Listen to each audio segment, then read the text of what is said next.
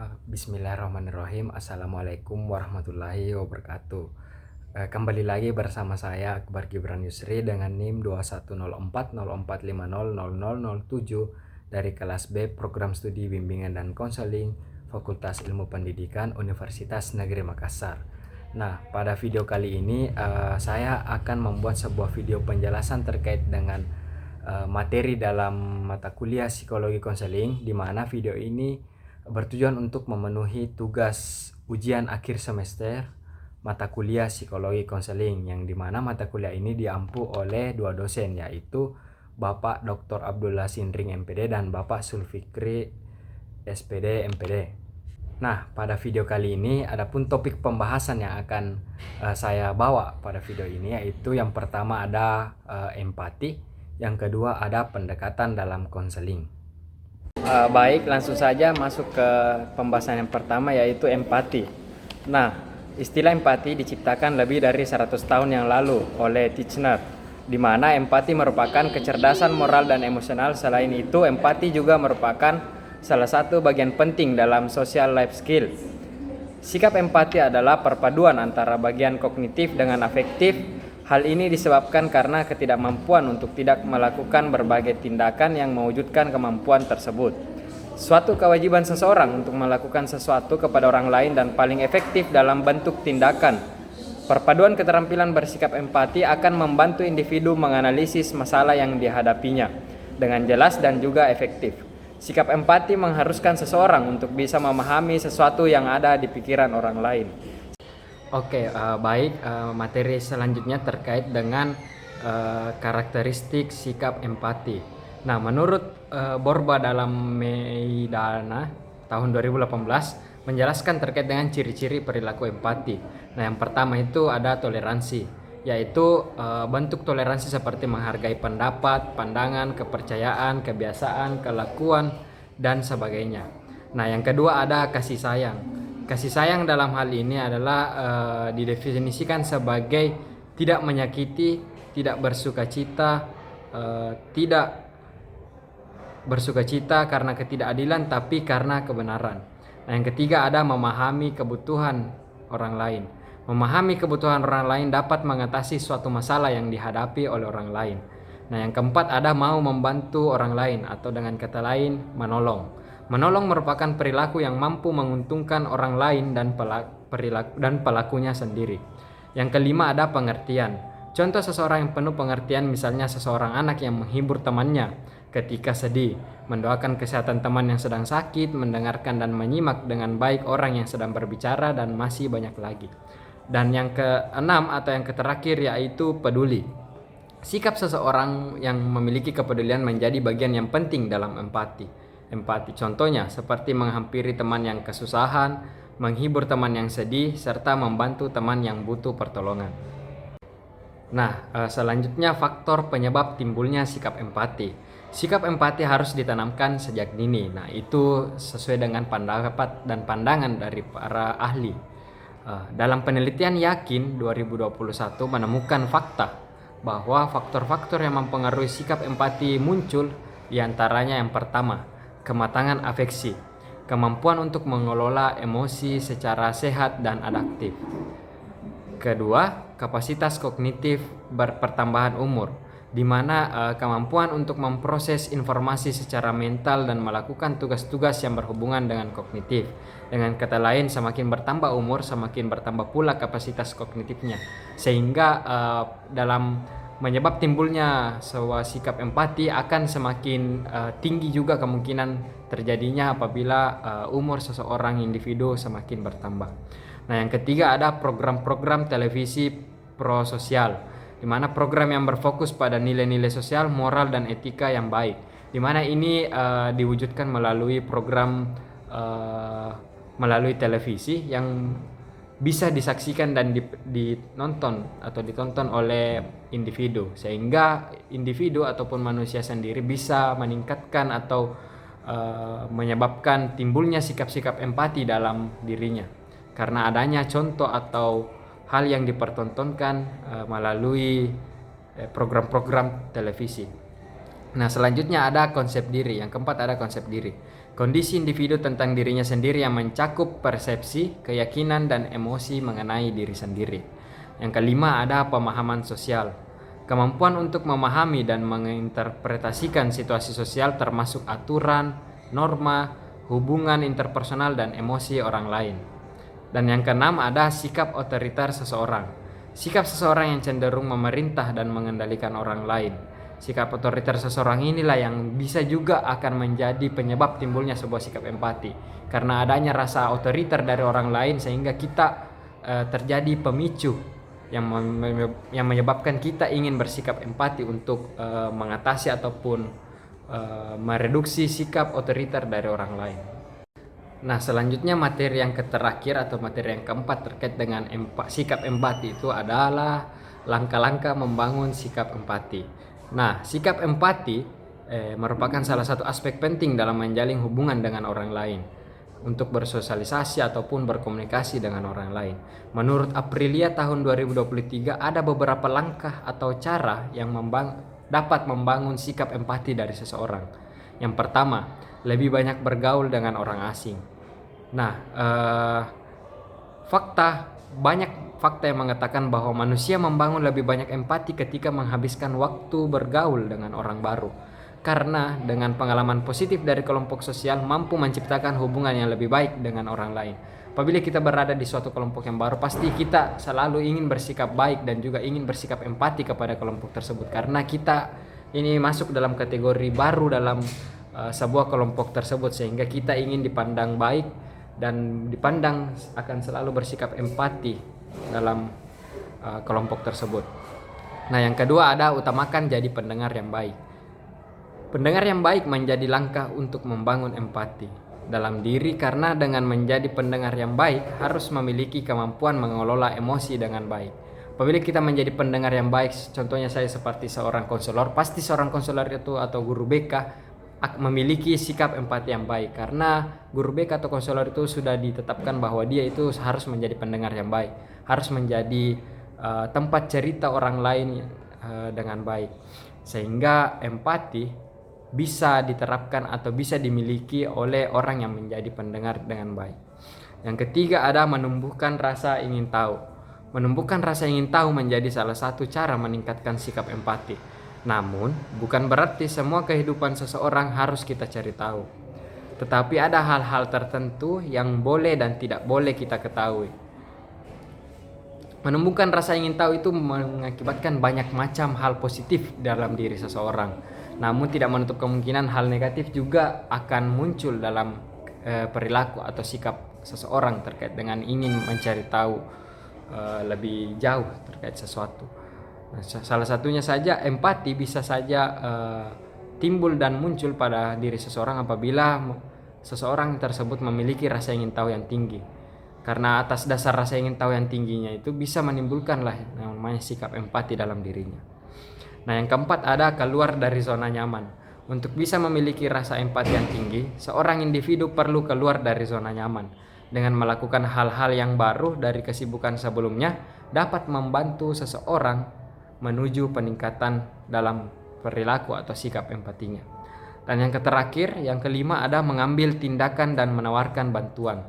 Nah, hal inilah yang menjadi faktor utama dalam mewujudkan atau langkah-langkah dalam membangun sikap empati. Untuk empati menjadi paling efektif dan maksimalkan kesejahteraan, penting untuk merasakan perasaan orang lain dan juga mengetahui bahwa keberadaannya dibutuhkan, sehingga harus melakukan tindakan dan memberikan bantuan. Apabila kita sudah memberikan bantuan kepada orang lain yang membutuhkan, otomatis itu kita sudah menerapkan yang namanya sikap empati, karena adanya rasa ingin menolong dan ingin membantu satu sama lain dalam sebuah kelompok atau sebuah organisasi tertentu. Oleh karena itu, untuk membangun empati dengan baik perlu langkah efektif untuk menuju empati yang sesungguhnya. Nah, mungkin itu saja terkait dengan materi atau topik pembahasan yang pertama kita terkait dengan sikap empati. Selanjutnya mungkin kita akan langsung pindah saja ke materi yang kedua, yaitu pendekatan dalam konseling. Pendekatan dalam konseling ini dibagi menjadi 3, yaitu pendekatan atau konseling direktif, konseling non direktif, dan juga konseling elektif. Mungkin langsung saja kita pindah ke topik pembahasan yang selanjutnya. Nah, yang pertama itu konseling direktif. Konseling direktif disebut juga konselor center konseling, di mana konseling direktif merupakan konseling yang berpusat pada konselor. Pada proses konseling, yang aktif atau yang paling berperan dalam konseling direktif adalah konselor. Dalam praktiknya, konselor berusaha mengarahkan konseli sesuai dengan masalahnya. Selain itu, konselor juga memberikan saran, anjuran, dan nasihat kepada konseli.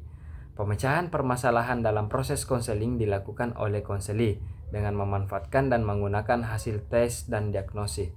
Konseli bersifat menerima perlakuan dan keputusan dari konselor.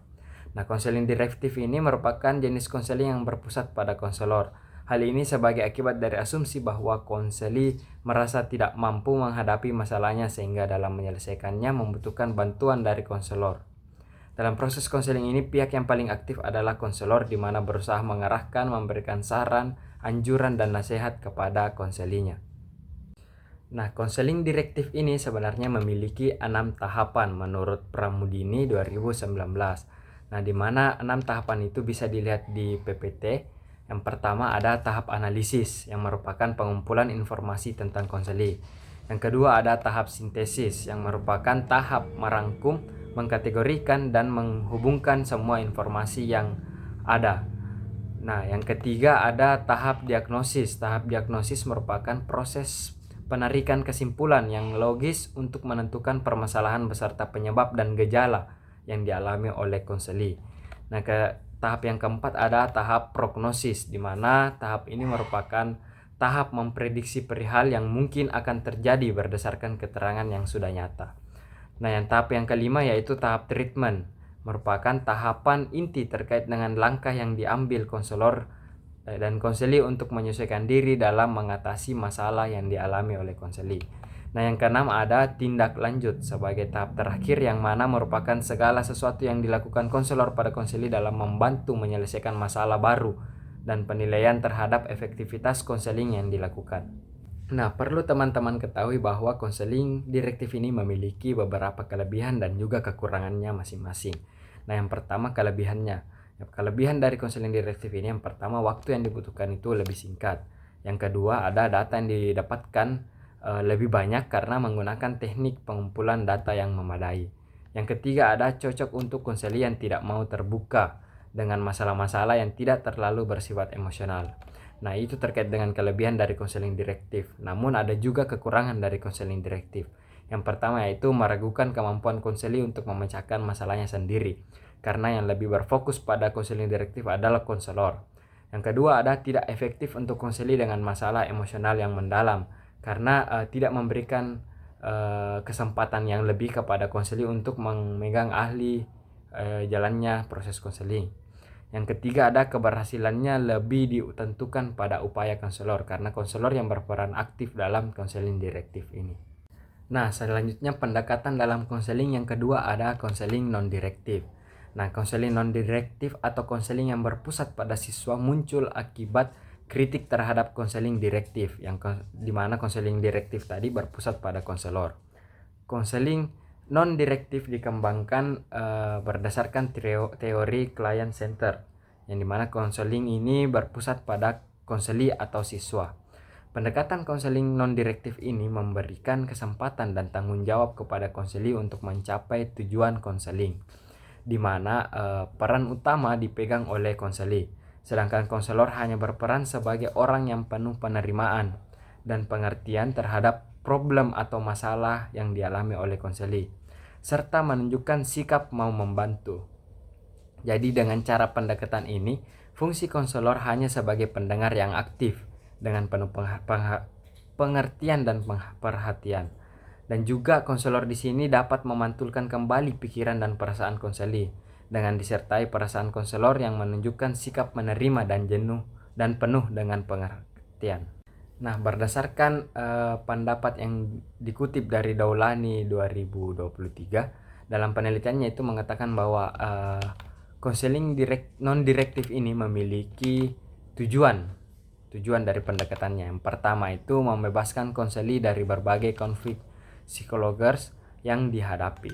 Yang kedua, menumbuhkan kepercayaan pada diri konseli bahwa ia memiliki kemampuan mengambil satu atau serangkaian keputusan yang terbaik bagi dirinya tanpa merugikan orang lain.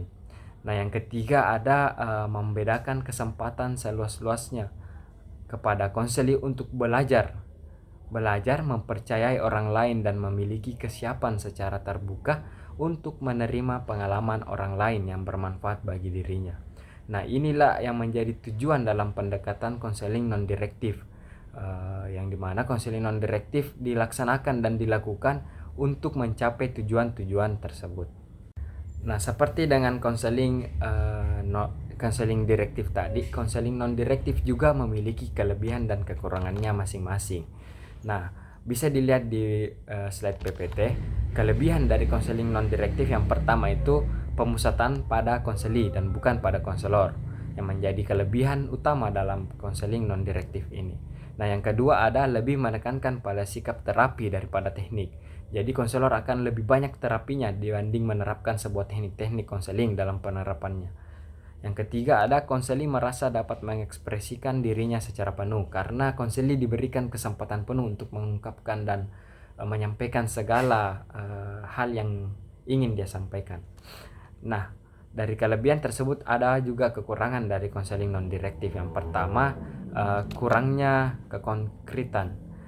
Kurangnya kekonkretan dalam hal ini, proses konseling lebih efektif ketika menggunakan bahasa verbal dengan konselinya. Nah, yang kedua ada mengabaikan faktor ketidaksadaran atau alam tidak sadar dan insting maupun naluri, dan hanya berurusan dengan hal-hal yang ada di permukaan. Nah, itulah terkait dengan kelebihan dan kekurangan dari konseling non-direktif. Nah, selanjutnya pendekatan dalam konseling yang ketiga ada konseling elektik. Konseling elektik atau pendekatan konseling elektik ini adalah suatu pendekatan yang berusaha menyelidiki berbagai sistem metode dan teori dengan tujuan untuk memahami dan menerapkannya dalam situasi konseling. Pendekatan elektik juga dikenal sebagai konseling integratif. Hal ini tentu saja disebabkan karena orientasi pendekatan elektik adalah penggabungan teori-teori konseling dengan mempertimbangkan kelebihan dan kekurangan pada masing-masing teori tersebut. Oleh karena itu, pendekatan elektik ini bersifat fleksibel dalam penggunaannya. Selain itu, pendekatan elektik juga bersifat ilmiah, sistematik, dan logis. Pendekatan elektik ini juga menganjurkan agar konselor menggunakan sebagai berbagai kerangka kerjanya dalam menangani konseli. Hal ini berdasarkan anggapan bahwa juga konselor hanya terpaku pada satu teori yang dianggapnya paling penting, maka secara tidak langsung ia telah mengesampingkan teori lain yang mungkin saja lebih efektif dan bermanfaat bagi konseli.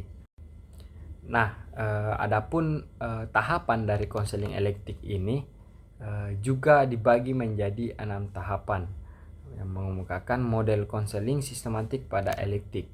Nah, tahapan-tahapan yang tersebut yang pertama ada tahap eksplorasi masalah. Pada tahap ini konselor menciptakan hubungan sebaik mungkin dengan konseli, membina hubungan saling percaya, menggali kepercayaan dan sebagainya agar perasaan dan arti apa yang ingin dibicarakan konseli bisa masuk dan bisa tersalurkan kepada konselor. Nah, yang kedua ada tahap perumusan. Tahap perumusan ini adalah setelah konselor mengetahui masalah konseli baik yang bersifat afeksi, kognisi maupun tingkah laku, maka konselor dan konseli merumuskan dan membuat kesepakatan masalah apa yang sedang dihadapi. Jika masalahnya tidak disepakati, maka perlu kembali ke tahap pertama. Yang ketiga ada tahap identifikasi. Alternatif konselor dan konseli mengidentifikasi alternatif pemecahan dari rumusan masalah yang telah disepakati. Alternatif yang diidentifikasi adalah yang sangat mungkin dilakukan, yaitu yang tepat dan realistik. Konselor dapat membantu konseli menyusun daftar alternatif. Dalam hal ini, konselor juga tidak boleh melakukan alternatif yang harus dilakukan konseli. Yang keempat ada tahap perencanaan. Jika konseli telah menetapkan pilihan dari sejumlah alternatif, selanjutnya melakukan rencana tindakan. Rencana tindakan ini menyangkut apa saja yang akan dilakukan dan sebagainya. Yang kelima ada tahap tindakan atau komitmen. Tindakan berarti operasionalisasi rencana yang disusun. Konselor perlu mendorong konseli untuk berkemauan melakukan rencana-rencana itu.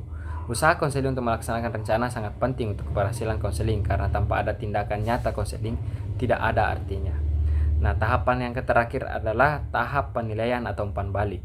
Konselor dan konseli perlu mendapatkan umpan balik dan penilaian tentang keberhasilannya.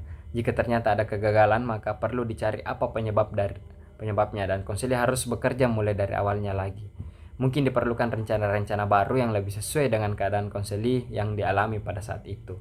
Nah, mungkin itu saya terkait dengan tahapan-tahapan konseling elektik yang mungkin akan sangat berpengaruh kepada teman-teman sekalian.